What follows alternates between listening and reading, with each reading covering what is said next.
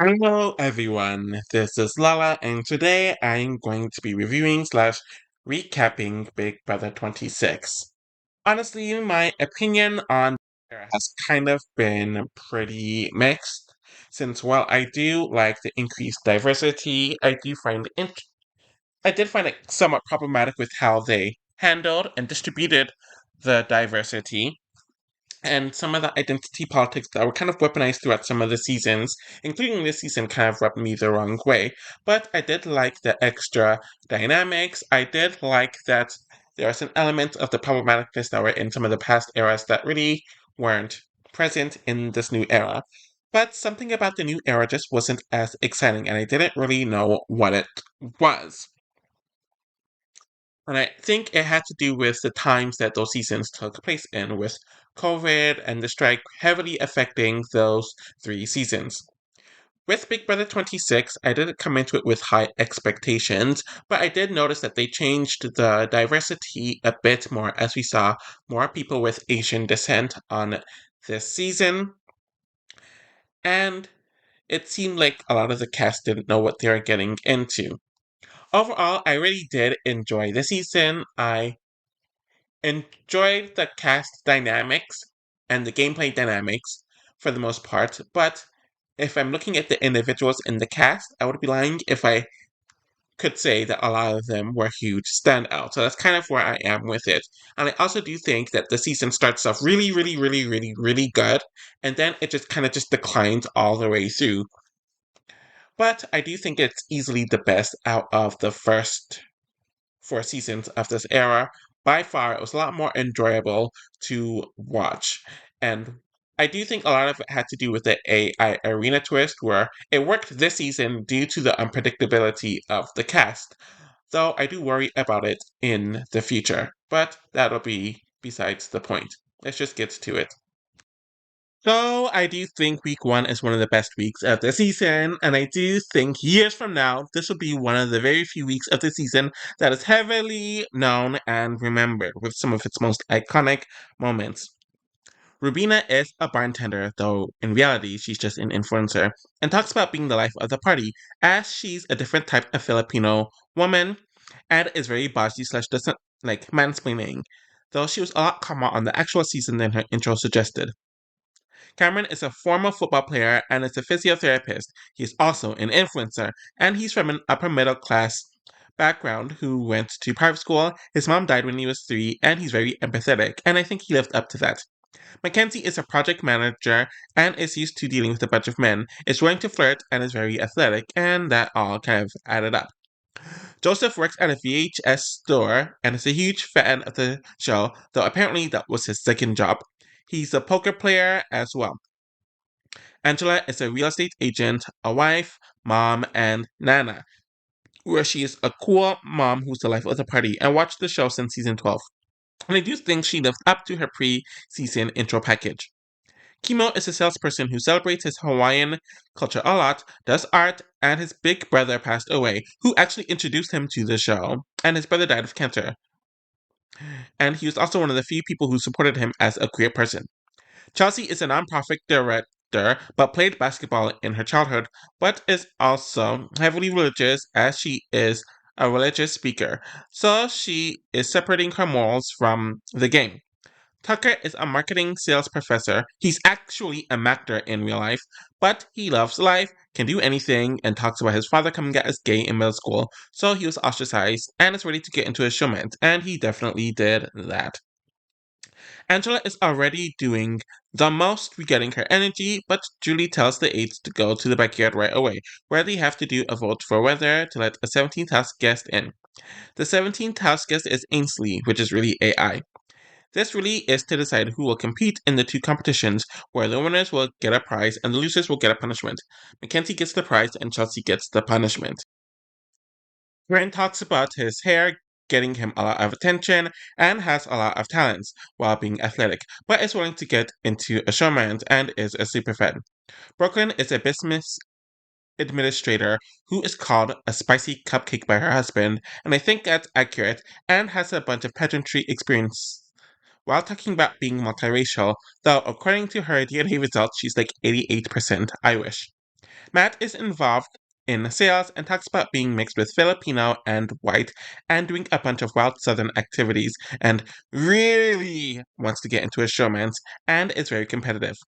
Lisa is a celebrity chef who owns her own catering company, loves going to the beach, and is an event producer who loves glitter, though it's nowhere near as iconic as Gary's glitter from Big Brother Canada. Leah is a cocktail waitress with an underwear company who likes the Miami life, but she grew up poor and is not the dumb blonde and claims to be a chubby chaser, while noting that guys are easy to manipulate, and she is definitely consistent with this. Cedric talks about growing up broke, was a part of the military, and was raised by his grandmother because one parent was on drugs and the other was in jail, but he is very athletic. T. Court is a crochet clothing maker, went to the Kelly Clarkson show. Michelle Obama praised her clothes and is a queen of the nerds. She grew up with two lesbian parents who moved from London. Kenny is a drug officer who came to be due to his brother dying from drugs. Sorry, Rich came to be due to his brother dying from drugs and got into the show due to his wife, and he won't tell anyone that he is a cop. Leah is talking about how she wants to work with Quinn, and it's clear that Matt is already over his head, though he wants to prove that he's more than just his looks and muscles, which he kind of fails at. Cedric immediately pinpoints that Kenny is a cop, which is just hilarious, and they all do the competition. Anyways, they do the two competitions as well, and they are a different set of competitions compared to the first group, and we have Quinn winning the prize and Cedric getting the punishment here. The cast do meet one another after this, but Cedric and Chelsea cannot vote and cannot play in any of the competitions this week. Now everyone is doing the introductions where Lisa cuts off Tucker's introduction, where he talks about being a chef, and she announces that she's this chef too. And honestly, it's such a very tacky social move, and he definitely won't forget about this. Matt and Rubina hug about being Filipino, and he kind of cuts her off here, but no one really cared. Chelsea is lefting over Cameron, and this will be a thing throughout the entire season. Tucker and Kenny bond about being Italians from Boston. Angela is very loud, which Leah seems to like. Mackenzie likes what she sees in Matt as well. They're introduced to the half notch room, and Kenny is talking to Matt about being in the military. And Matt's father was in the Marine. Sorry, Matt's brother was in the Marines, and his father is a part of the police force. So the two of them are kind of getting close due to this. Brooklyn, Chelsea, Rubina, and Mackenzie are talking about making a women's alliance. And this kind of happens throughout the season, but it's weaponized whenever it's convenient throughout the season. So these women in this particular group don't work together. Chelsea is already working her social game, and Brooklyn reminds us a lot that she is a married mother, and she wants to be the first married mother winner. Lisa and Brooklyn are talking, and she also speaks to T-Core about who has the upgrade power, but this kind of just leads to nowhere. Quinn gets the secret HOH power, and Mackenzie gets the secret veto power, and both can be used within the first few weeks of the season. Everyone is in the shower, and there's an awkward conversation with Matt and Angela, where she tells Cameron, a physiotherapist, to not do anything for Matt until after the season, and these two are just really not clicking. He is somewhat joking about her hurting him, and she calls him out for getting into a showmance this season, and he's really shocked about this, where she mentions that the women are going to be at the palm of his hands. It is the start of one of the most memorable feuds in the season. Matt is trying to work with Kenny, but Angela interrupts their conversation, and the two are complaining about Angela. Lisa is putting glitter on the house, in people's food, and all that, and she's doing it without the others' consent, which just pisses people off and turns people away from her. Tucker, Cameron, and Matt are talking about working with the physical threat, though this never really materializes, though I do remember Tucker getting mad at Matt at the end of the first week. And then Tucker always wanted to work with Cameron, but Cameron never really took it seriously. And we do get Tucker complaining about Lisa before she interrupts them to give them glitter!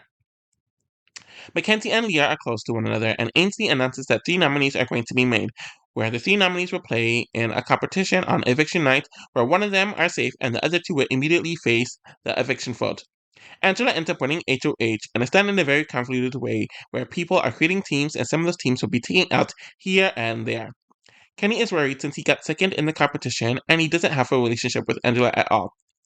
Angela tells Chelsea and Cedric that they are safe and she wants to work with them, Joseph and Tikor. Matt is telling the entire house that he thinks she's putting him up, and he is mentioning the showman's conversation. And Chelsea is calling out Matt's poor gameplay in the confessionals about him blabbing his mouth too much and being too self-absorbed. And we definitely saw this on the feeds, though it didn't get executed that well on the actual episodes. Joseph tells all this to Angela because he wants to be a loyal ally, though a part of him did want to work with Matt from the feeds. Quinn tells Angela about his power, and we have another tense conversation between Matt and Angela, where she does apologize to him for the intention of coming off wrong in the last conversation. He mentions that he has good relationships with people in the house. He would have 2 chances to win competitions to save himself, and if she puts him up, he will have to go after her, and she sees this as him threatening her. So things are just getting worse and worse between them. People tell Angela that a lot of people don't like Lisa, so she is an easy nom, and she realizes that Kima is an easy pawn. Angela does nominate Lisa, Kima, and Kenny for eviction. Angela is intending on targeting Kenny, though the house wants to send home Lisa at this point. Angela still feels very threatened about her conversation with Matt, and Kimo is crying a lot because being nominated is taking him back to his childhood traumas, with struggling with his weight his entire life and being made fun of for being gay, and Lisa is also crying. Angela tells Kimo that he is a pawn, and she has a tense conversation with Lisa, where she doesn't really believe Angela about being a pawn, but she kind of has to go with it. Angela feels a way about Matt eating his food instead of hugging her after the nomination ceremony, and she rants about that son of a bitch, Matt, to Joseph and Chelsea, and she talks about his beady/crazy eyes. She rants about Matt upstairs in her HOH room, and we get some haunting music, which is only going to lead up to what we will eventually get. Matt and Mackenzie are getting pretty close. They didn't have much chemistry on the feed, or at least based on what they were trying to edit it as, but they did come off as very good friends. Though we see the two of them and Leah aligning with one another called the Throwmans, and Mackenzie tells them about her America's veto and what it can do. Chelsea, Joseph, Cedric reaffirm their alliance with T-Core, and they want to add more numbers. So Cedric speaks to T-Core and Chemo, and the group speaks to Cameron and Quinn, where the alliance is called The Collective, which also includes Angela. Angela is watching the others through her HOH screen, and she sees him staring at the wall, and when Quinn and Joseph approaches her about the collective, she does like it to the face, but she doesn't buy the alliance in reality, since she thinks that they are coming for her. So Angela's just getting very overtly paranoid. Angela is talking in her sleep about Matt, the collective, and she is rambling like a lunatic, where she is plotting her attack on Crazy Eyes. Early in the morning, everyone is eating and having a good time, and they clap when she comes downstairs, but she lays into Matt. She mentions that he should be proud of himself and praise to his crazy eyes. Crazy Eyes thinks that she's a threat. She calls the people who approached her last night for their plot, which was like a low budget movie. She mentions Matt threatening her in the conversation, and she better believe that she will go up. She wants to have fun with everyone, but Matt, don't talk to her. He is shocked that he's being referred to as Crazy Eyes, and she does the eye stuff. Not a good look to do that to someone who was of Asian descent, though I don't think Angela intended to be racist with this. It's just not a good look optically. They continue arguing where he's trying to respond, but she doesn't let him, essentially. She doesn't think that he's good looking anymore since he's ugly on the inside, and she doesn't want him to speak to her, and he isn't smart. He wants to understand what he's being accused of and mentions how his mother is going to watch this, where she says that his mother raised a brat and how Mackenzie deserves better than him. Matt ends up completely losing his mind and bawling his eyes out over how she attacked his mother. And Mackenzie is crying as well, so I don't know why Mackenzie is so upset. Everyone is so confused about what happened, and this did get kind of nasty between their families online, with Matt's mother going after Angela a few weeks ago as I'm recording this, and Angela's kids shading him. Lisa wins the veto, and it's clear that Matt is going up as the nominee. They edited out a lot of Matt's shenanigans, where he came after Joseph a bit because he thinks Joseph set up the entire fight with Angela and was pressuring Lisa to not use the veto on herself so he could stay, which was just ridiculous. Of course, Lisa takes herself off the block, and Matt is named the replacement nominee. We do see Matt campaigning and making an alliance called the Barbershop. Kenny wants to give up the game for Matt, and on the feed, Matt didn't even have Kenny as one of his top allies. But we do see Kenny telling Angela this, and it causes for the two of them to argue back and forth about it, where her opinion is the last one that he wants to hear, since she put him in this position to begin with, essentially. And she thinks that it is dumb for him to give up his game and this opportunity for someone he met a week ago, and he needs to have the attitude to crush Matt. They didn't show Matt picking a fight with Lisa regarding her using the veto on herself and blaming her for him being in a position that he's in.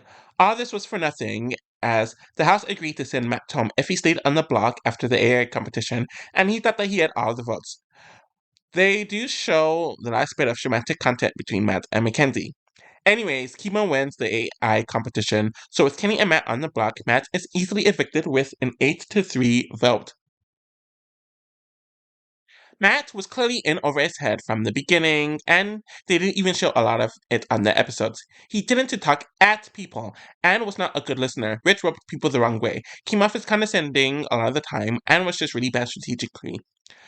A part of me wanted him to last a bit longer, since he definitely had huge train wreck potential. Hell, he still was a train wreck with only being in the house for a week, but the season didn't really miss a beat once he left. So, week 2 was one of the more boring weeks of the early weeks of the season, but compared to all the weeks in the second half of the season, there's still some interesting things happening here, so it really isn't a bad week.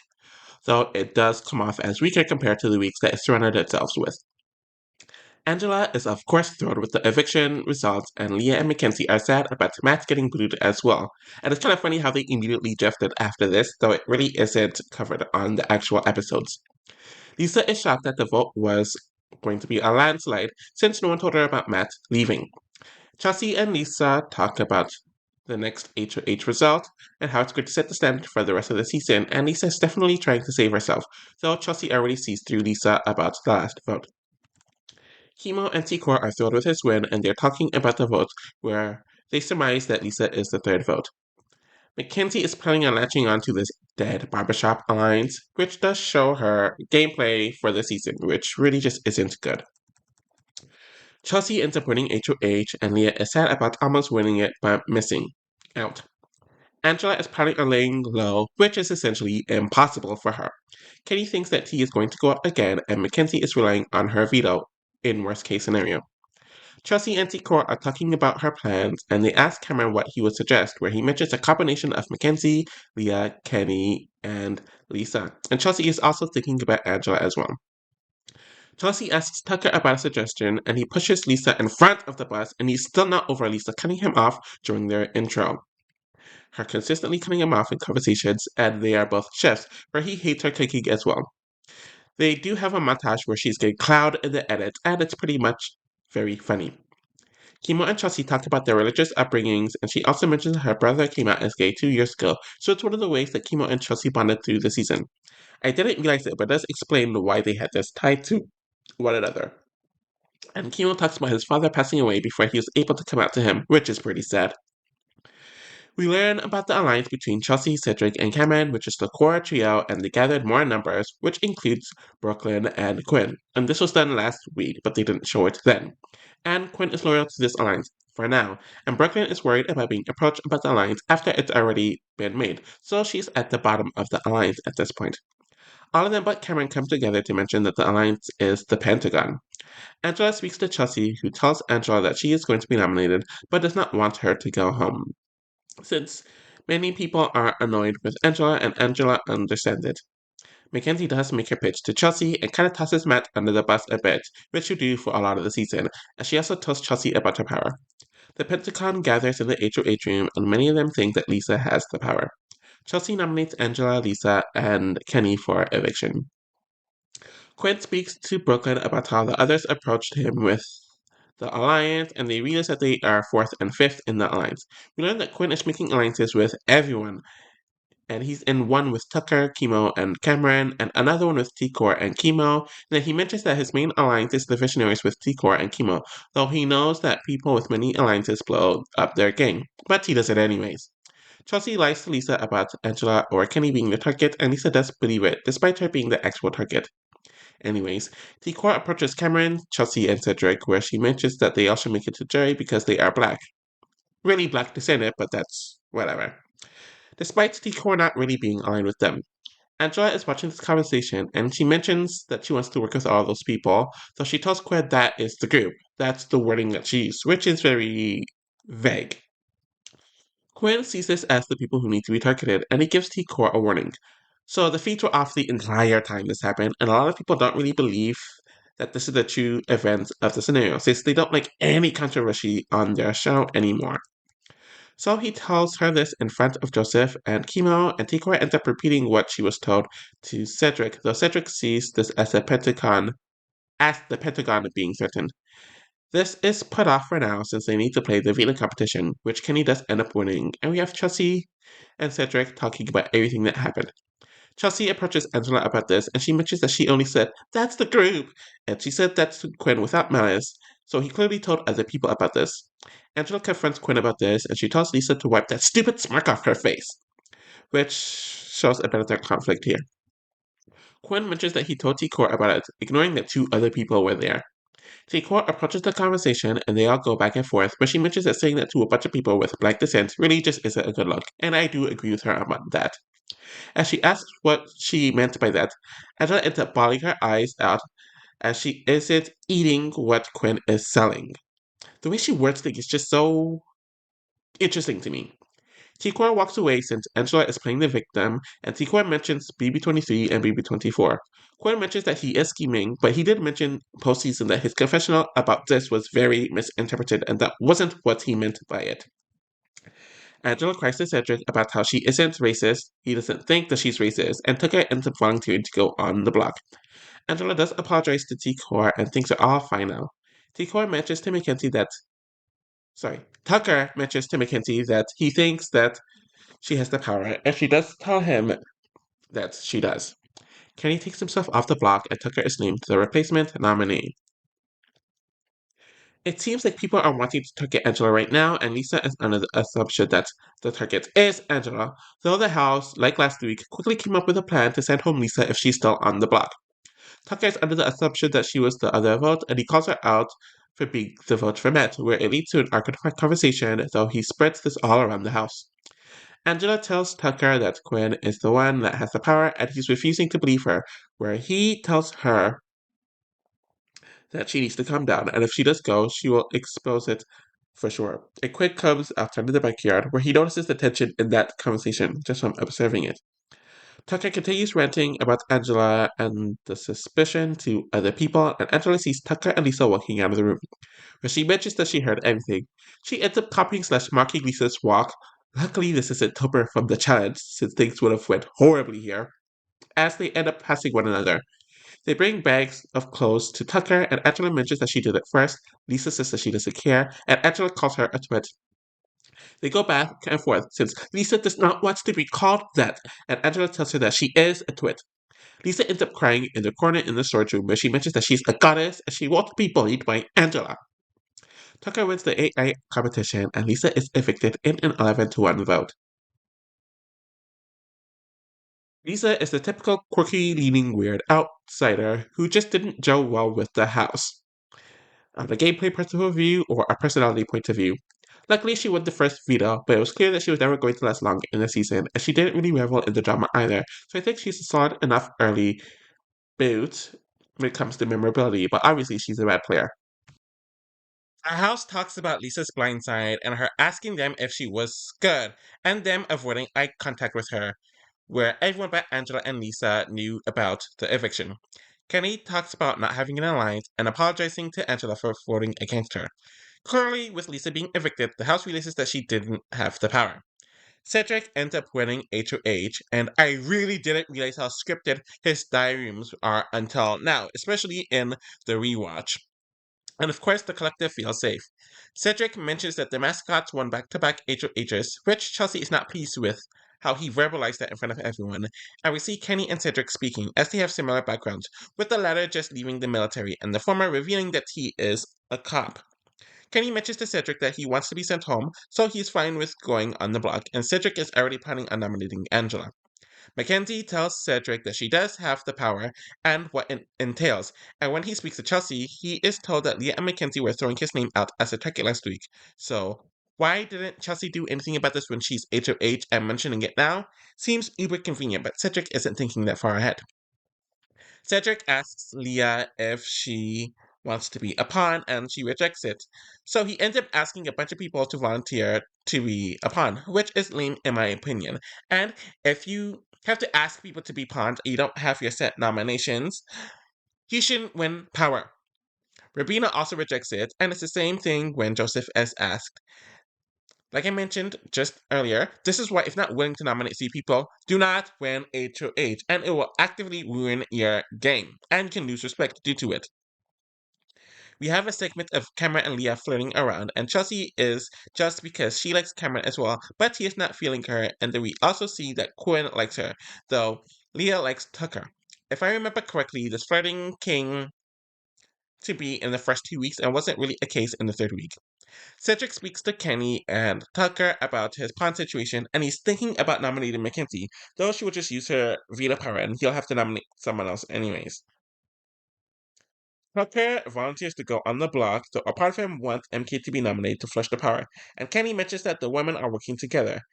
And this also started in the last week, and he mentioned that Brooklyn was the leader of it, but none of that context made it to the episode, or the edit.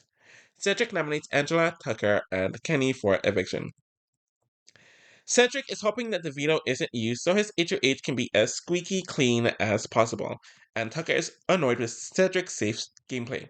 Mackenzie thinks that she is going to be backdoored, but she is telling Chelsea since her power would have to be used.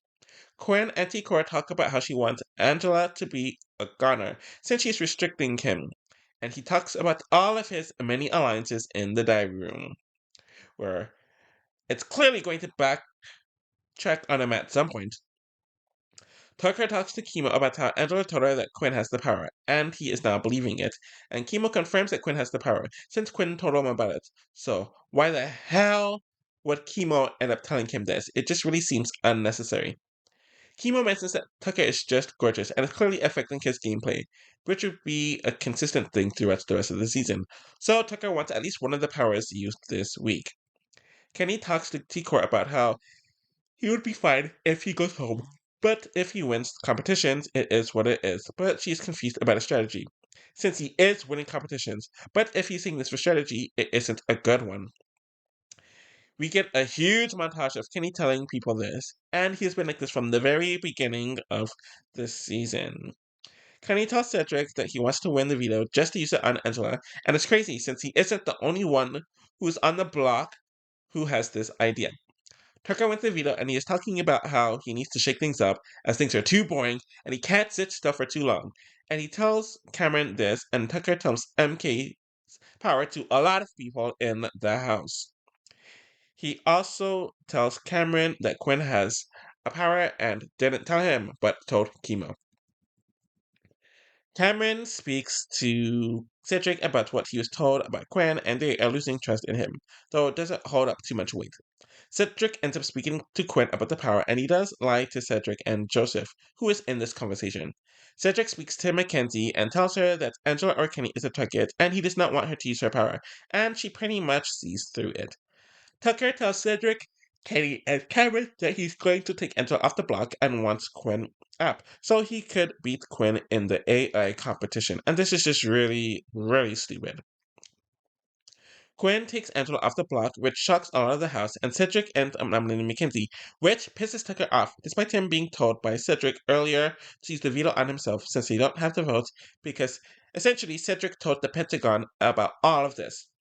Obviously, Mackenzie uses the veto on herself, and Tucker goes at Cedric for making a stupid ass move. He's going to gun for him after the AI arena, and there are bigger competitors that need to go. The House is told that America is going to name the replacement nominee moments before the AI competition.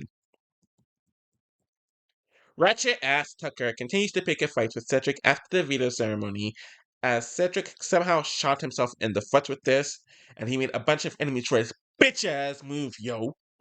Cedric tells him to not use it, and Tucker denies it, and he should have taken the shot and taken the move.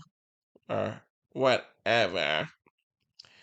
and he should have taken the information that Tucker told him about Quinn's power. Cedric ends up telling the entire house about the plan, and this ends up turning into a house meeting, where the both of them explain everything regarding Quinn's power and Kimo knowing about it, which of course Kimo doesn't really appreciate. Quinn now has to tell the truth about the power and mentions that he has no intention of using it. Angela outright doesn't believe him about not using it and Tucker calls him out for not telling people about the power, where Quinn mentions that he wasn't going to use it and he isn't a good player because he's getting exposed about this in this manner. Most of the five are still fine with Quinn, especially Brooklyn, and Quinn has to do damage control with the Pentagon. Tucker and Cedric go for another round again in their bedroom, where Tucker mentions that he doesn't give a fuck about the numbers, yo. And Cedric is insistent that he told him, Tucker is insistent that he didn't tell him. Honestly, the forced vernacular from the both of them is really cringy to me, and Tucker is ready to bust his ass in the game, and he has the numbers to stay, though Tucker really doesn't have the numbers. I do give Cedric props for not stepping like he would be in his rights to do so, and it's interesting how the fans don't talk about Tucker's aggression, but I'm not gonna go there. Anyways, Quinn is named America's nominee, Tucker wins the AI competition again, and Kenny is evicted in a 10-1 vote. Kenny is arguably the only or the biggest dud in the season, as he wanted to go home from the beginning, was out of the dynamics of the season the entire time, and it's really a shame since he was solid in competitions. I think that because his game did not go the way he immediately thought that it should have went, or wanted to plan it out as, he ended up checking out, so I'm not gonna waste much time on him. Forgot to mention that week 3 is arguably the best week of the season, and it, as well as week 4, are the only weeks that could really compare to the first week of the season, in my opinion. So Cedric's HOH didn't go the way he wanted it to go, and Tucker ended up winning again. So the entire house is after Tucker, as Quinn starts yelling in his diary room, being extra as fuck, which continues for the rest of the time he is on the season. We have the start of Rubina and Tucker, where they talk about the eviction, and he tells her that Cameron warned him that he is going home without the AI arena, so Tucker knows his time is up essentially. Angela ends up winning the HOH, and she and Tucker realize that they are the only ones that they have, so they need to work together. And Brooklyn is very pissed off that Angela targeted her during the HOH competition, so she wants them to have a little chat. It's pretty assumed that Quinn is going to use his power to disrupt Angela's HOH, and we do see Brooklyn and Angela have that conversation, where it turns confrontational because Angela tells Brooklyn that it isn't personal. Brooklyn mentions that she is one of the only ones honest with Angela. Angela mentions that she set the tone, and Brooklyn mentions that Angela chose her twice, not once, but twice, during the HOH competition, and it is a hilarious conversation, even more so from the Feeds version. And this conversation accomplished absolutely nothing with them crying. We saw hints of this type of Brooklyn when she had that weird conversation with Kenny while he was in the house. So her acting this with Angela really isn't shocking. Quinn tells the Pentagon Alliance that Angela doesn't understand his power, and she still thinks that she's able to at least make nominations. Rubina and Tucker's feelings for one another starts to grow, and their attraction to one another is getting stronger. As she mentioned what happened with Matt and Mackenzie, so they are both trying their hardest to avoid that same dilemma. Quinn and Angela have a conversation, and it really goes nowhere. Quinn tells the Visionaries, his real alliance and his number one alliance, that he is going to use his power to nominate Tucker, Mackenzie, and Rubina. But after he speaks to Cedric, who volunteers himself to go on the block to ensure that Tucker doesn't win either veto or AI arena, that plan changes, though Quinn knows how risky it is. The deepfake HOH nominates Tucker, Mackenzie, and Cedric for eviction, and Quinn explains his rationale to the House. Tucker and Rubina are hoping that the veto goes their way this week, and she doesn't care about her association with him putting a bigger target on her. Leah mentions that her plan is to relax and let things happen, which explains why she was not in an alliance for the first half of the season.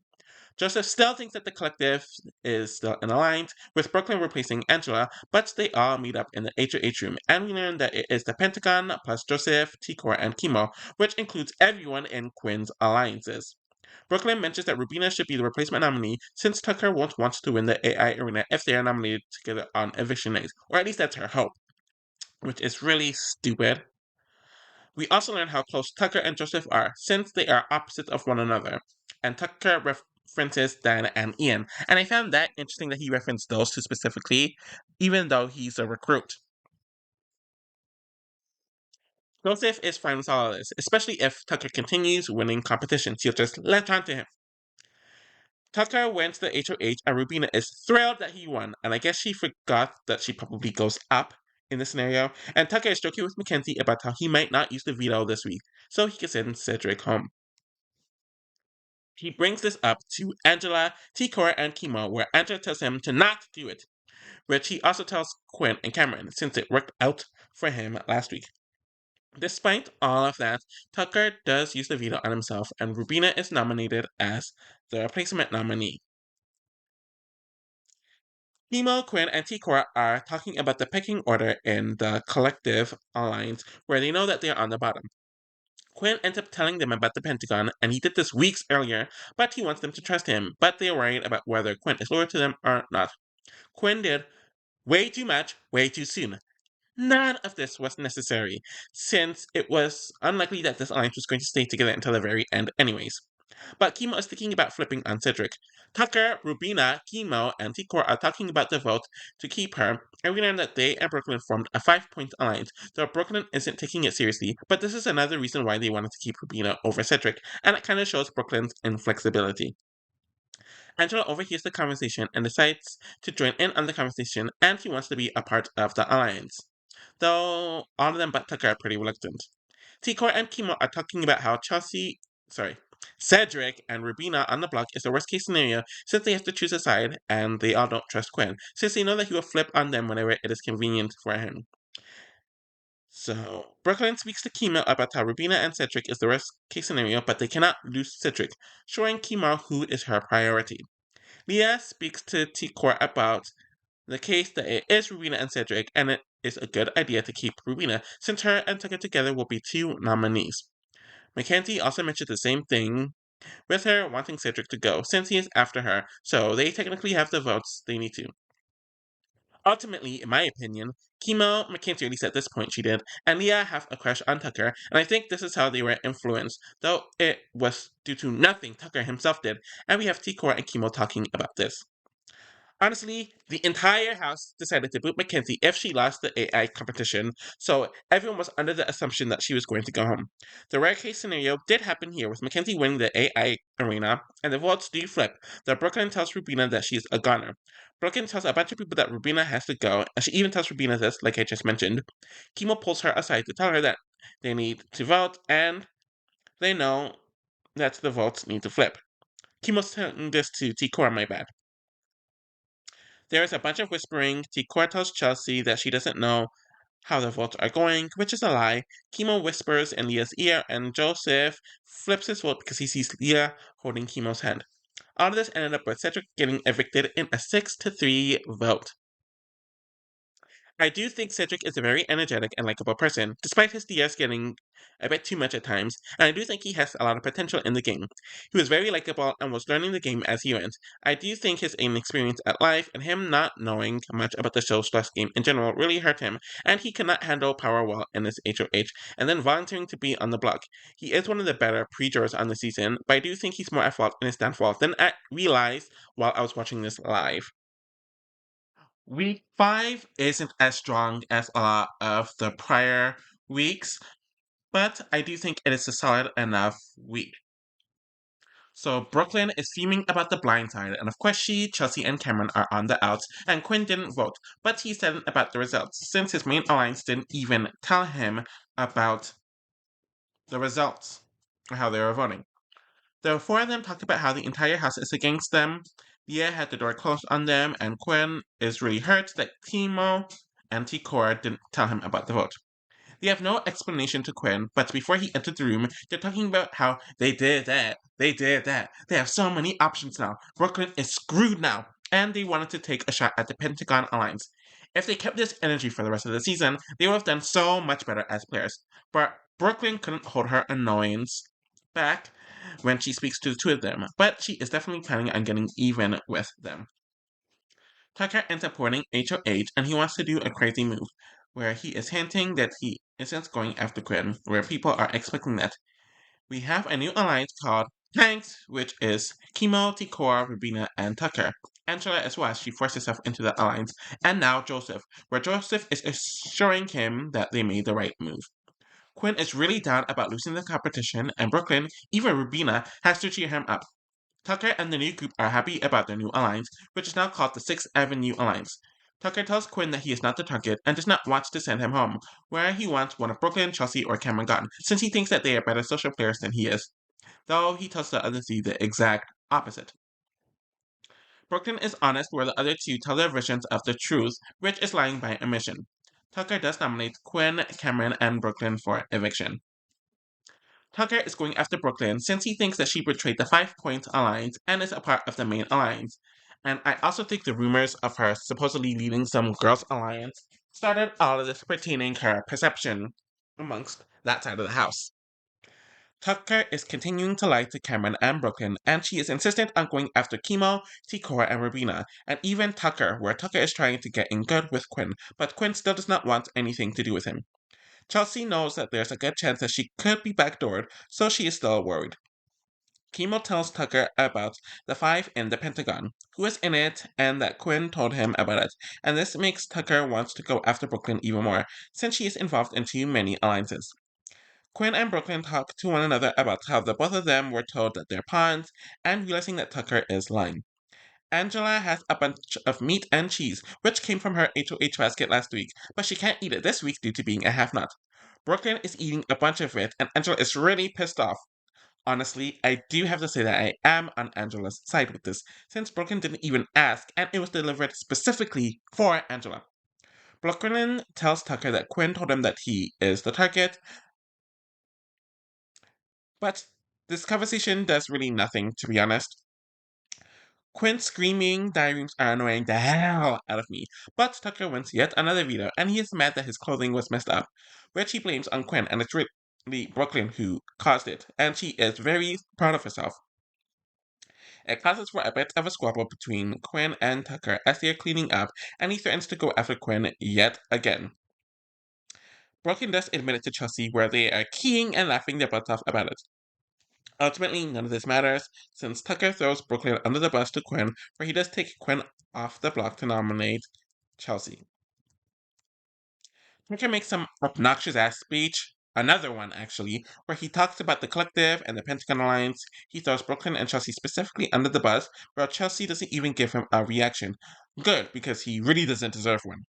Chelsea does say, "Really, Joseph?" and "Really, Quinn?" since she knows that they sold her out, though she is forgetting about Chemo, or maybe she didn't know that it was Chemo.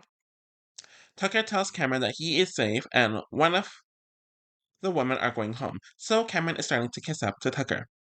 Chelsea speaks to Quinn about him selling her out, and he admits that he told T-Core and Chemo but not Tucker, and she's controlling her anger since she still needs his vote to stay in the house. Tucker and Brooklyn have an argument since he called her out without verifying anything. He says that he believes his thoughts, though his thoughts are kind of crap to be honest, my opinion.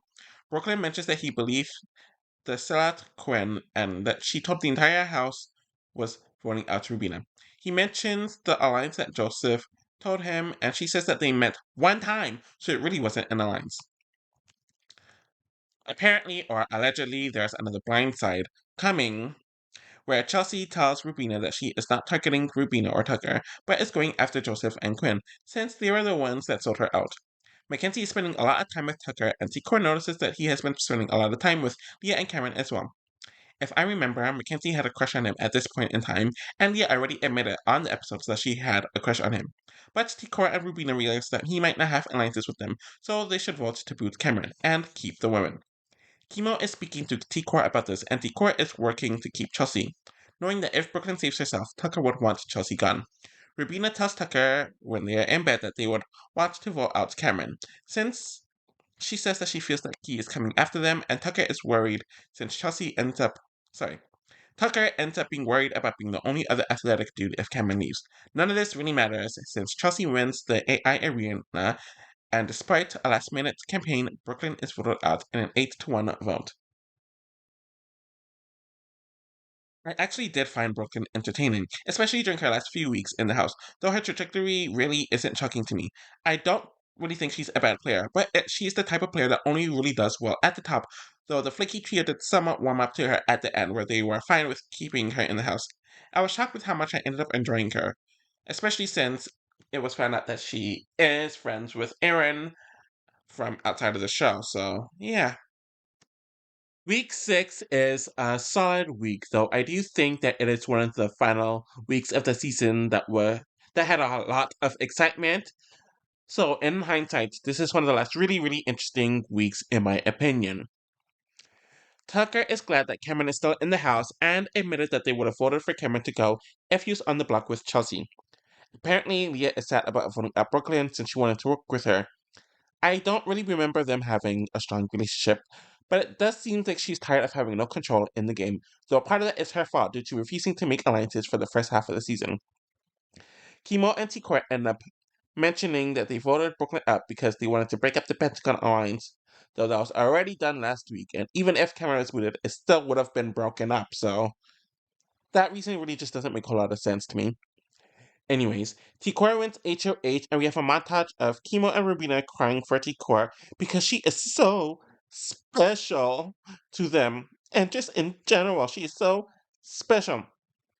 But they know that they are in a sticky situation due to all of the alliances that they have within the house.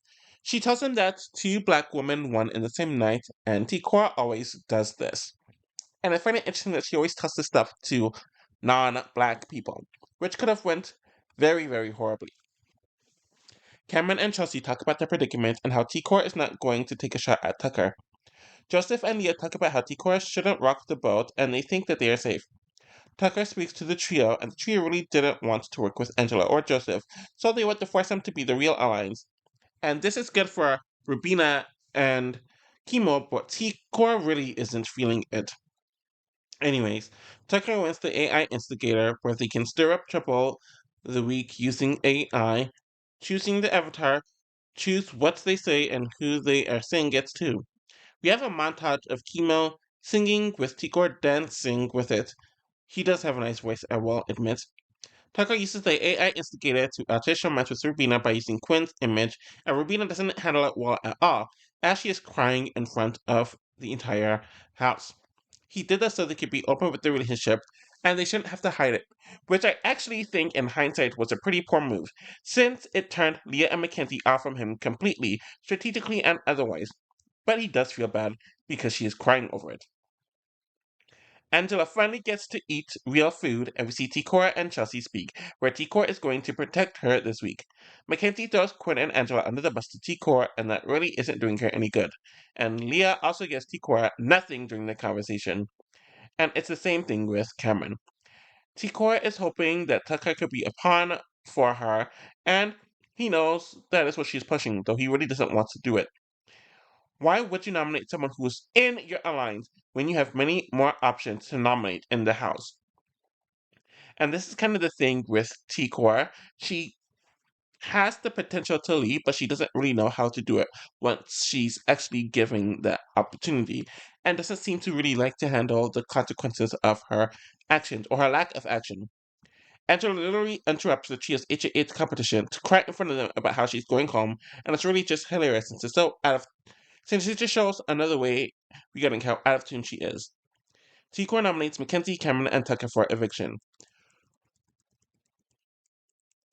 T-Core is hoping that one of Cameron or Mackenzie is going home, and it's clear that T-Core doesn't care for black men, despite all of her quote-unquote black and quote-unquote POC talk throughout the season, and Tucker doesn't get the logic for why he is nominated. T-Core does her post-nomination conversations, and we see Kimo and Joseph have a pickle moment. Cameron and Leah talk about how the both of them are loners, though she thinks that he has people, where he mentions that he would have went home last week under a different AI result. Tucker is disappointed that she nominated him, though she is hoping that he has the votes to keep him safe. But she does not want him to use the veto if he wins it, so she doesn't have to get any more blood on her hands. I don't know why people do this. If you do not want blood on your hands, do not win HOH. We have Aaliyah and Quinn segment where they're trying to make it seem like they are getting to a showman's, though she does friend zone him. Chelsea tells Mackenzie that she will take her off the block if she wins the veto, which is a lie, since she would save Cameron, but Chelsea wants to incentivize playing in the veto. Cameron does end up winning the veto, breaking Tucker's 3 consecutive veto win streak, if I remember correctly. For some reason, this episode is the length of 2 episodes. I'm just going to be skipping a bunch of stuff. T-Coin mentions that the only option she has as a nominee is Leah, since she's not aligned with her, but Quinn does not want her to go on the block. There's some speculation that Angela is the AI instigator, and Tucker has to wear a really funny suit and read the encyclopedia to announce the word. I just realized that they made this episode longer to push a bunch of tests, just like they did around this time. I think it's the exact same week in Big Brother 24. And I'm not going to recap it at all. There is some tension between Tucker and Angela since she does not feel like he's loyal to her, and Angela is going to throw him under the bus to Quinn, Leah, and Mackenzie. Quinn uses this to throw Angela under the bus to Chemo and Ticor, which is to save Leah, where Angela mentions that she has the votes to get Tucker out. Quinn tells all this to Tucker and hopes it leads for him to be put in a false sense of security pertaining their relationship. Tucker calls out Angela for throwing him under the bus, where he is the only one who wants her there, where she mentions that he is with Rubina and she made him feel threatened. He tells Angela that he will kick Rubina out over her, and she does not believe him, and Angela is right to not believe this. And he mentions that he will work with her first. Tucker is so effing aggressive with how he speaks to people, and no one calls him out. In my opinion, if he wasn't white, more people would have called this out. Tucker speaks to Decor and Chemo, mentioning that Leah is the better person to nominate over Angela, where she mentions that no one will care about Angela being nominated, though Quinn will care if Leah is nominated. Cameron takes himself off the block and Angela is named the replacement nominee. Angela goes on a ramble right after the ceremony and mentions that Joseph missed out on a lot, but also throws Quinn under the bus for being untrustworthy, and that Tucker is someone who is not happy with her, though Angela understands why she is nominated. Robina and Tucker are speaking as she's trying to keep the four core together, where he mentions that he's pissed off at Decor since he gave her $5,000 so she wouldn't have to wear the costume, but she put another person from their alliance on the block. He is tired of the alliance playing it safe, and it's clear that Tucker wants to dictate, but he can't handle it when things don't go his way in the game, and this is another example of that. And she is offended that he's claiming that he doesn't know if anything is real in the house. We have some more Tucker and Rubina melodrama where he finally offers her a final two, and she mentions that she doesn't know which is real, and he says that they are so real. Chelsea and Cameron are talking about how they need to get the power back, and she's talking about how they need to get rid of Tucker, since things will end up opening in their favor with him gone, and they're accurate about this. But she doesn't want to openly campaign against him.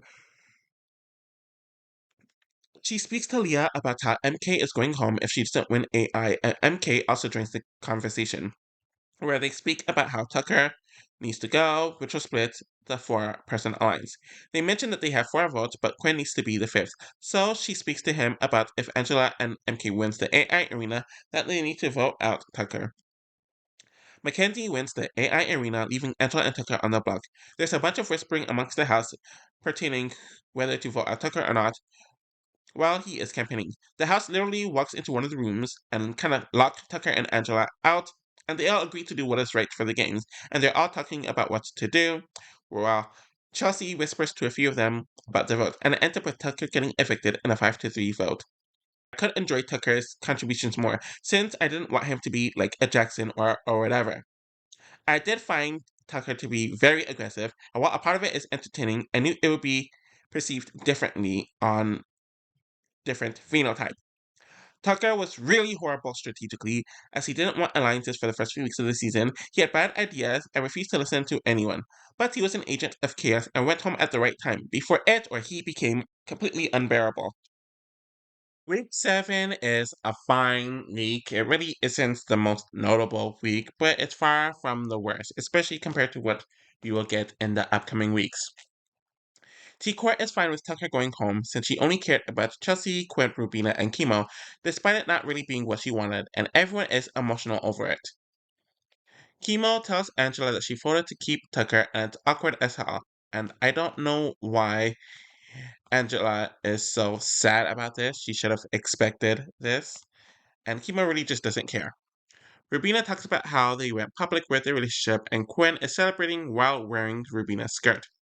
Quinn ends up winning HOH and Leah tells Mackenzie that she shouldn't be worried since he's going to nominate Angela and Rubina and he wants to build something with him, Chelsea, T. Core, Cameron, and Mackenzie.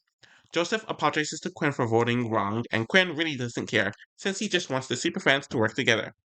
Angela and Rubina have their talks, but it really goes nowhere with Quinn, and when he tells T. Core that he might nominate Chemo, it really rubs her the wrong way. And of course, Chemo comes in to apologize, though Quinn is not over him choosing Tucker over him.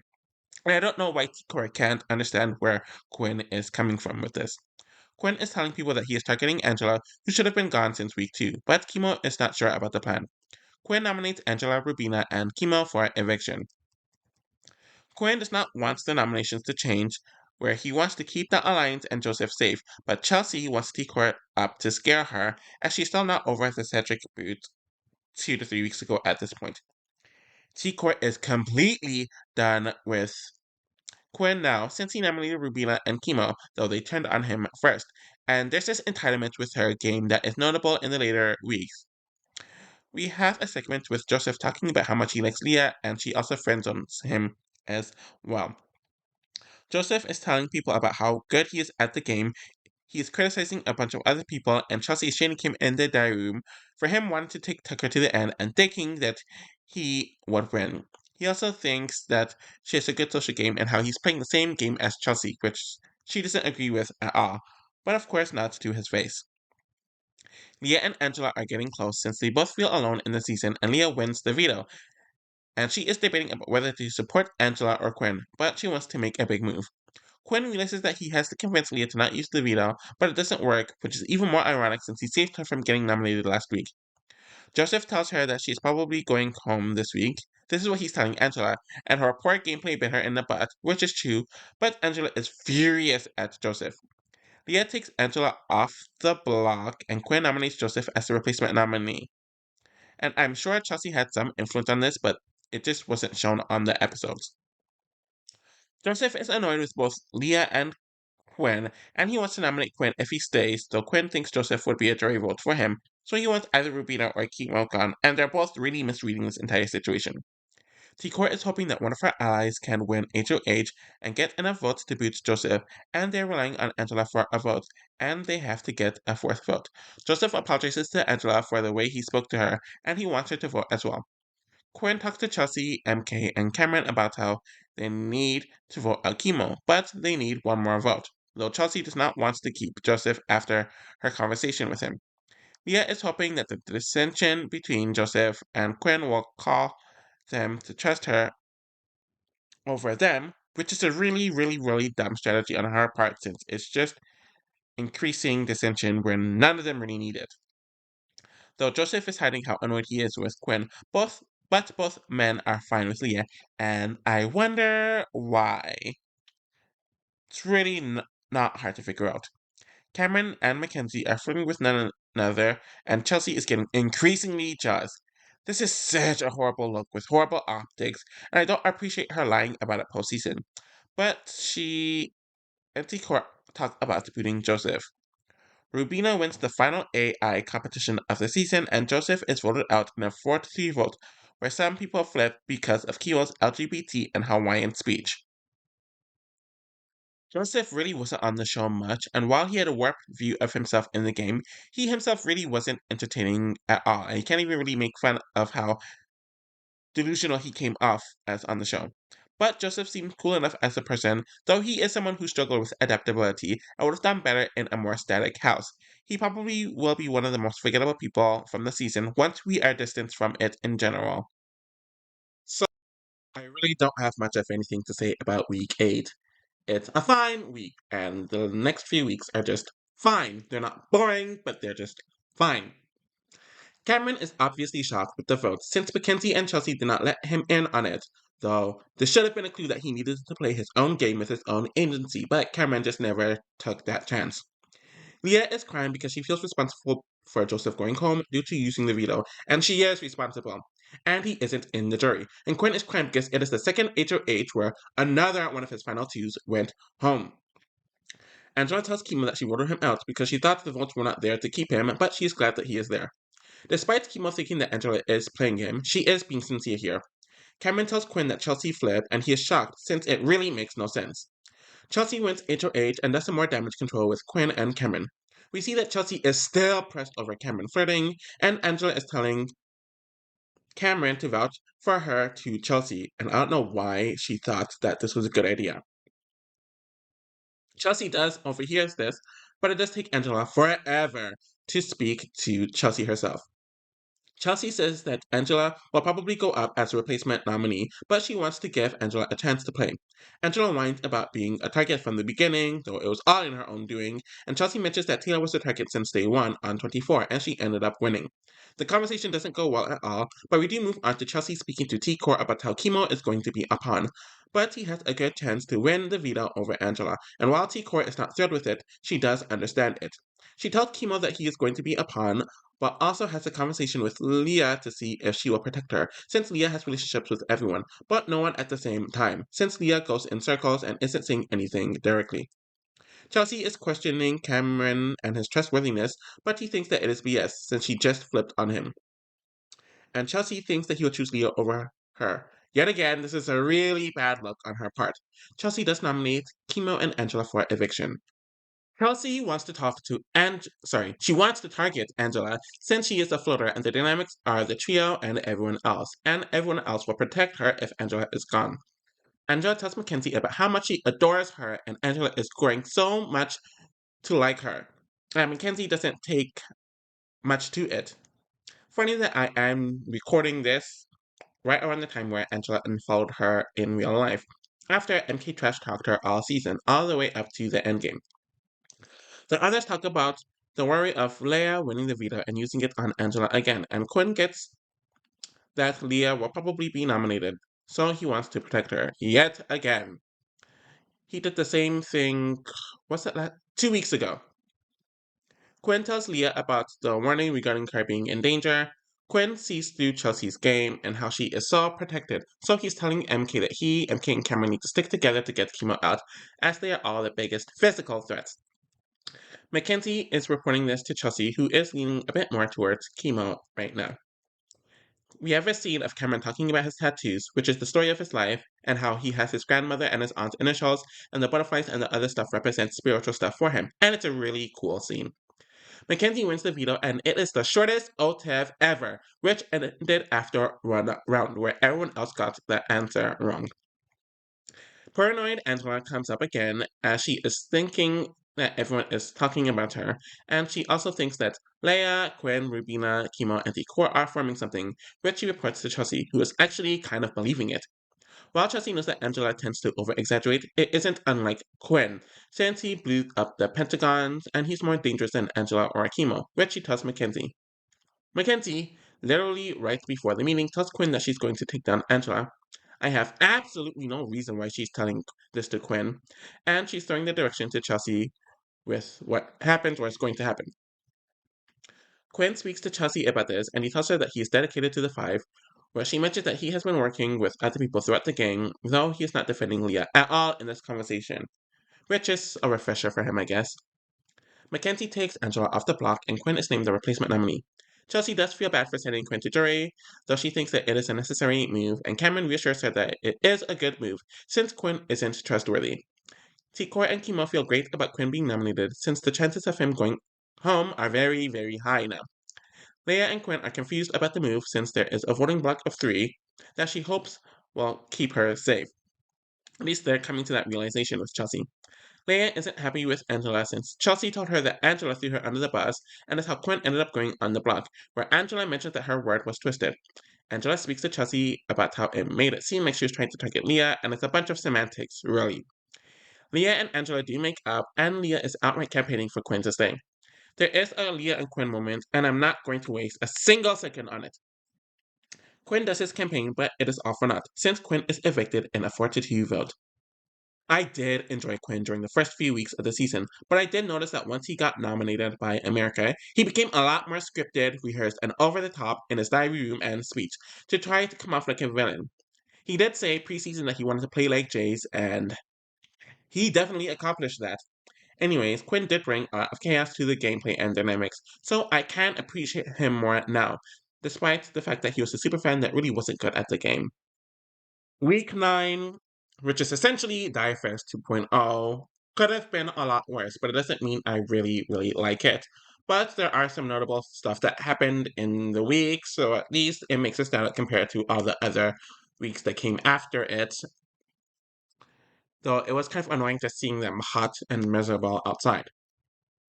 Leah is feeling like crap after the Quinn vote since she lost two allies back to back. Angela voted out Chemo again, and she's explaining herself to Chelsea and Mackenzie, but they don't really care, though she thinks that three people are a bigger threat than one person.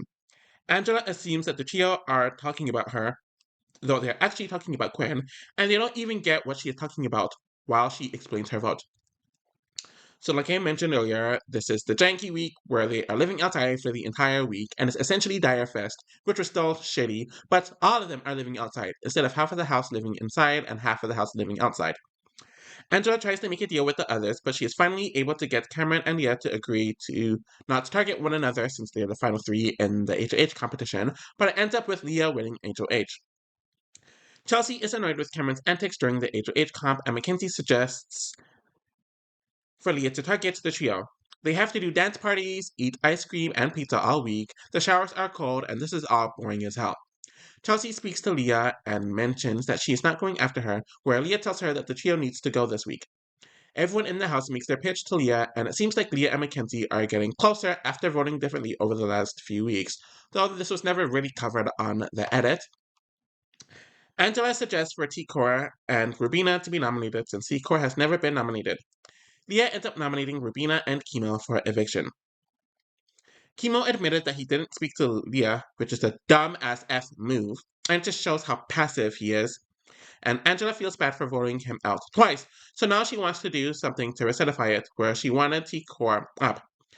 T-Core complains to Rubina about how much Angela annoys her, and she also knows that she is looking ripe as the replacement nominee. There is a double veto twist this week, and Chelsea and Mackenzie also know that they are the only other replacement nominees if T-Core wins the veto. Angela wins the actual veto, and Leah wins the janky veto. T-Core and Rubina complain about Angela some more, but we have Angela telling Kimo that she is going to use the veto on him. Kimo speaks to Leah and hopes to save T-Core, and Angela and Leah talk about potentially getting Chelsea out, and that happens if they both use their vetoes. Apparently, Leah has to play some janky game to activate her veto. She ends up losing the game, so she can't use her veto, but Angela uses her veto on Kimo, where T-Core is named the replacement nominee. The trio are very emotional and crying since one of them will be going home for sure, and Leah is emotional for them being emotional, and her causing them being emotional. Cameron and Mackenzie are insistent on getting out T-Core since she's the biggest threat out of all of them, and Mackenzie also speaks to Angela and Leah about this. Rubina thinks that she is going home, where Mackenzie mentions that she is going to flip things, but Cameron is the swing vote, where it is expected that he and Chelsea will vote with T-Core. They are obviously assuming this because they are both black. Kimo is going to vote against Rubina since he worked with T-Core first, and Rubina senses this accurately. Cameron moves his bed because it is about to rain, and Chelsea is annoyed because she assumes that he's going to flirt with Mackenzie, so she moves her bed. It's all so stupid and causes for an argument between the two of them over it in front of the entire house. He calls her out for moving her bed once again to cause a scene, and it's all just really stupid. Of course, they end up making up, and I don't give a shit about this, but Chelsea really looks horrible. She thinks that he is getting too close to Mackenzie, where he thinks that she's been too close to T-Core the entire game, but he hasn't said anything about it. T-Core is evicted in a 4-1 vote. T-Core really wasn't an interesting personality per se, as she was just very low energy, but she had a poise about herself and she seemed very mature for her age, which I could see why that would be alluring for some people. She is likable despite being introverted, and she was a threat to win, but I'm definitely more down on her strategic ability, which is why I'm kind of mixed on her as a player overall, which I'll definitely get into once I get into the player rankings. But she is just kind of okay as a personality as well.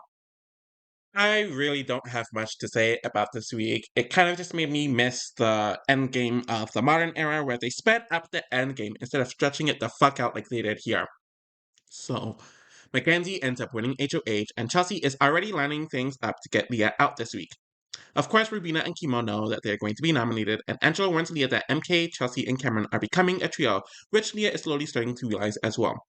The episode really doesn't have much going on, where MK is asking Kiba to be a pawn so she could send Angela home, and she tells Angela that she is going up, which of course annoys Angela.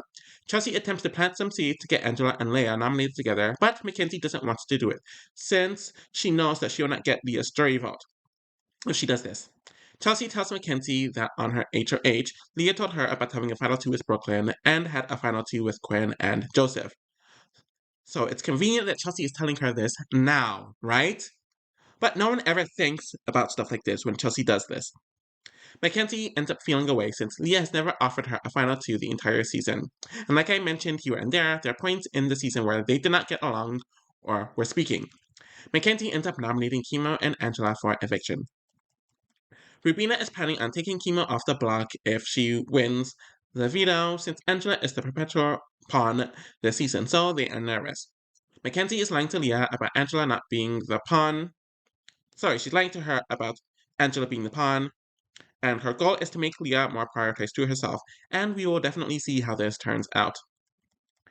Chelsea is speaking to Mackenzie about putting up Leah, and Mackenzie doesn't have the heart to do it. Mackenzie does end up winning the veto, and Leah is talking to Rubina about how she regrets taking out T-Core last week, and she should have taken out Chelsea, but Rubina thinks that it is too late for Leah to work with her. And it's never a good thing to be so closed off, especially when there's so few options. Rubina reports all this back to Mackenzie, and Chelsea repeats to Mackenzie that Leah is trying to work with Rubina and Kimo, so she needs to take her shot. Angela is making her pitch to Mackenzie, and Chelsea, Kimo, and Rubina are talking about Leah in the backyard. But she was above in the backyard, because you know how the backyard kind of has like two floors now? That's kind of where she was. And she noticed that they were shushed around her. Leah is worried about being nominated as a replacement nominee now. Leah speaks to Mackenzie that she is loyal to her and she shouldn't be nominated, but it really doesn't matter. Mackenzie takes off Kimo from the block and nominates Leah as a replacement nominee. I do remember that from the feeds, Mackenzie mentioned some baggage about Leah mentioning something about herself and Matt, and Mackenzie got jealous, so she conveniently likes Matt again, so it changed things as well, and all of this was just a way for Mackenzie to justify making such a dumb move to herself. So she was just kind of grabbing onto any and everything, even if it really makes no sense. Leah and Angela are not handling this well, and Leah feels even worse about her own HOH, and Mackenzie saves someone who is targeting her, i.e. Kimo. Mackenzie speaks to Leah about how Leah found her relationship with Chelsea to be threatening, and she made the wrong move last week, and Leah denies all of it. Chelsea is put into the room where she denies wanting to put Chelsea up. So clearly, Chelsea was told this by Rubina and Kimo, and Chelsea doesn't give her much leeway in the conversation, or much at all in the conversation. Mackenzie is hoping that the move would buy her trust in the house, but is worried that she will still be targeted, and that is absolutely correct. Chelsea and Cameron talk about how Kimo said that he wants to make a big move at the double eviction, so they're trying to make it seem like the votes could flip. Leah is evicted in a unanimous 4-0 vote. Leah seems like she had more personality than some of the other women, and she could kind of joke about herself and other things, and she definitely had a wit about her. At the same time, her strategy was that she had no alliances for a majority of the season, and while she was social, she was a bit self-absorbed throughout various points in the season, and she didn't use her social capital to her advantage in the best way possible. So it is a double eviction week, and Chelsea wins HOH and nominates Angela, who almost won the HOH, and Kimo for eviction. Kimo wins the veto and of course takes himself off the block, where Rubina is made the replacement nominee. Chelsea accidentally tells Angela that someone will be a pawn next to her, so it's weird jury management there, and Angela definitely doesn't forget about it. Angela is evicted in a unanimous 3-0 vote. Angela, to me, is easily the standout character of the season. Yes, even over Tucker. She's an older woman who won competitions, made moves, even if most of them were bad, but she played selfishly. She didn't let the mom thing stop her from living out her dreams and playing however the hell she wanted to play. She did infuriate me a lot throughout the season, and I do think she played the victim a bit too much at times, but Angela made the season a lot more entertaining and interesting than it otherwise would have been. She did benefits definitely from the more equitable comps this season, but she will be what people think of regarding the season many years later. I really don't have much of anything to say about week 11. I have no idea why the final five round, in addition to the final four round, each needed to be a week long. There's nothing happening, and these people are boring. Mackenzie wins HOH, and Rubina and Kima already know that they're going on the block. Mackenzie and Chelsea talk about how they have to be the final two, and Chelsea explains in she explains in the diary room about how she has influenced Mackenzie's HOHs, so taking her to the end definitely makes sense when it comes to explaining her influence. We have a segment of Kima's bad eating habits since there's nothing happening in the house. The house does mourn the have not room, and I remember where they would mourn the extra room in the earlier seasons, especially in the first era, so this is kind of just like a nice nod to that. Rubina tells Mackenzie that Chelsea told her, i.e. Rubina, to target Mackenzie if she were to win HOH and the double, and Mackenzie is absolutely shocked with this information. Mackenzie speaks to Chelsea about it, regarding targeting Mackenzie as a double, and of course Chelsea denies it, though Chelsea herself wasn't going to target MG, or MK. She definitely did tell Rubina this, and the fact that Mackenzie didn't take this seriously, or think much of it, just says so much about her in general. Anyways, Kimo's trying to speak game with Cameron, and Cameron gives him nothing really, though this will kind of change throughout the week. Mackenzie nominates Kimo and Rubina for eviction. Mackenzie wants to send home Kimo since she thinks that he will be the least likely to take her to the end. Rubina tells Kimo that them and MK winning the veto is the best case scenario, and Rubina is working to get Chelsea sent home. Mackenzie is speaking to Chelsea about taking Rubina off to nominate Cameron to scare him due to him not really doing anything, and Mackenzie wants to build some sort of trust with Rubina. And Chelsea does not like this at all. Chelsea wants she warns him about the plan. Mackenzie ends up winning the veto, and Cameron is clowned for taking a break during the veto competition, which causes his woman allies to complain even more about him. Chelsea rants about Cameron supposedly throwing the competition to the cameras in the storage room, and he walks in on her to assure her that he didn't throw it, as the competitions are harder than what they look, and when he speaks to Mackenzie, she doesn't believe him at all. Mackenzie does use the veto. Rubina is pushing the girl's ankle so she can stay in the game and wants to go to the end with the two other women. While Mackenzie and Chelsea are playing semantics, they do want a woman to win, but they ain't taking Rubina to the end. Chelsea mentions this to Cameron, so he could have this trust with Mackenzie, and Kimo gives a last-minute campaign to Cameron. He does seem receptive towards this, and he pitches keeping Kimo to Chelsea. They make a pitch to Mackenzie so she won't be blindsided, but it is all for naught, and she's very annoyed with it. Kimo is evicted in a unanimous 2-0 vote. Timo is someone who I found to be pretty disappointing this season. It seemed like he kind of relied on his identity politics a few times in the season, and while that is good, he didn't have much else going for him. It seemed like his inspiration to play the game went away when Tucker was evicted, and he was extremely passive, while also not offering much entertainment overall. Despite that, he's harmless and seems like a good guy. At this point, I really just want the season to be over with. There's no reason why Final Four round should be this long. Chelsea wins the HOH, and Rubina still believes that the women are going to the final three together. She tells Cameron that he is going on the block due to optics and because it seems like Cameron and Mackenzie is going after one another. Chelsea nominates Cameron and Mackenzie for eviction, though the nomination really doesn't matter, as she didn't want it to look favorable to only nominate one of them over the other. Mackenzie wins the final veto of the season, and she's kind of leaning towards evicting Cameron, seemingly, which Chelsea doesn't like at all. Because absolutely nothing is going on, and they stretched out the endgame, we waste time on Cameron's struggle cooking, and Rubina continues her pitch to Mackenzie. Chelsea does pitch to Rubina, who was in a romance with a big target, i.e. Tucker, and still made it this far, and Mackenzie thinks that she has a similar story via Matt. And Chelsea also mentions that Rubina has two guaranteed votes in jury, i.e. T-Core and Kimo. Mackenzie, of course, takes herself off the blog, and Rubina is named the replacement nominee. Mackenzie does vote to evict Rubina. I was expecting her to be a much bigger personality than she was, so I did find her disappointing. Props to this being the first time in a while that an Asian person has made it this far, but I also found her to be disappointing on a gameplay level. But I do think that the passivity was perpetuated by her allies Kimo and Tikor. I don't know if she's going to be remembered much outside of her romance with Tucker when it's all said and done. I'm so glad that we are at the end of the season. So Chelsea wins part 1 of the final H and Mackenzie ends up winning part 2 of the final H. After a very long part 3, Mackenzie ends up becoming the final HOH and votes to evict Cameron. It's nice to see a black man who either didn't have self-hating tendencies and wasn't a toxic male either, so I really do appreciate that about Cameron.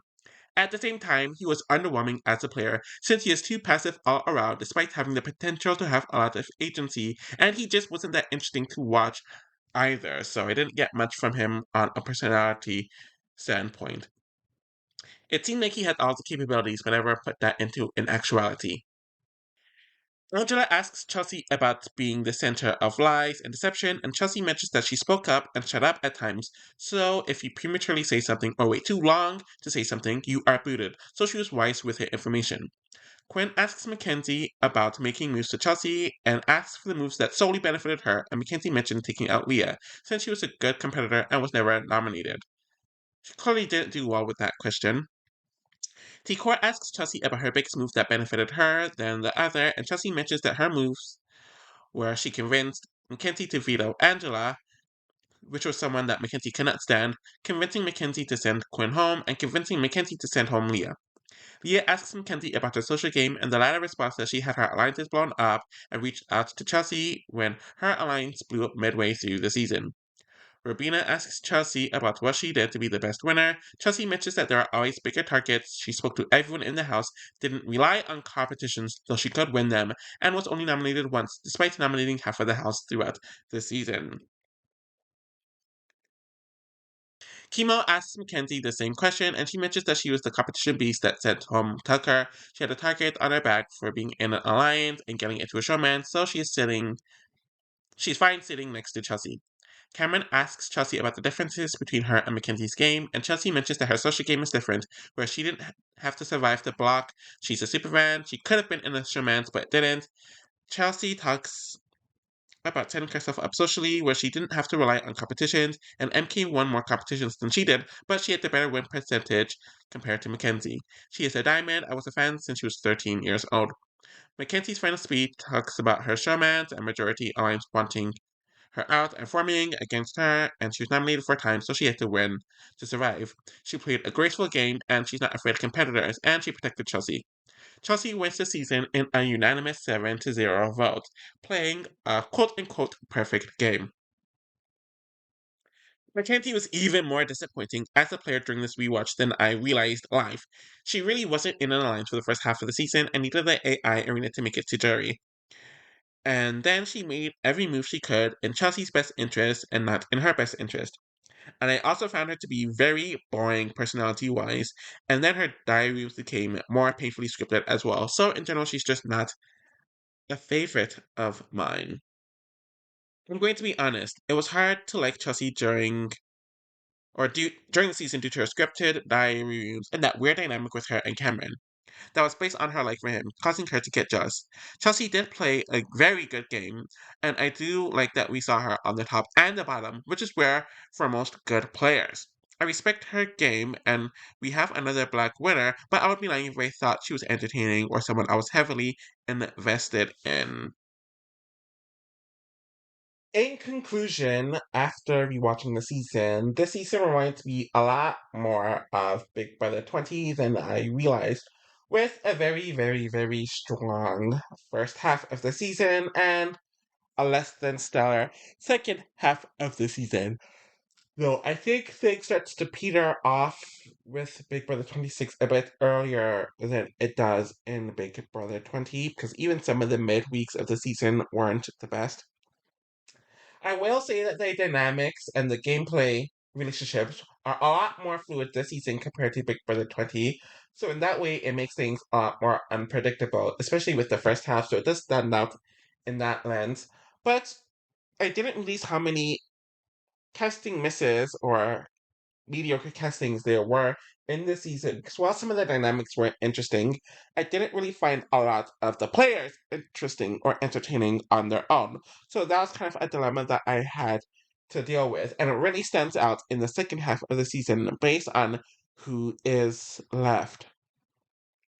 Despite all of that, this season was a lot of fun to watch, or at least for a decent amount of the season, which I couldn't really say for any of the other seasons, not only just in this diversity era, but even a lot of the modern era seasons. So the fact that I enjoyed watching the season so much definitely is a good thing.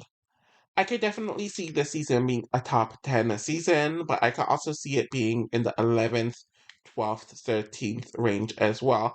But if it is in the top 10, it'll probably be in the bottom 5 of that top 10 if it makes sense. Since it doesn't have the strongest cast, the second half really isn't that strong on a gameplay or a drama point of view, and the fluidity is arguably the main thing that stands out about this season. So I really don't have much else to say. I'm going to make my player tier rankings soon, which hopefully I'll be able to get done within the next 2 weeks, and I'll continue with my normal commentary. Thank you all for watching, and I'll be back soon. Bye!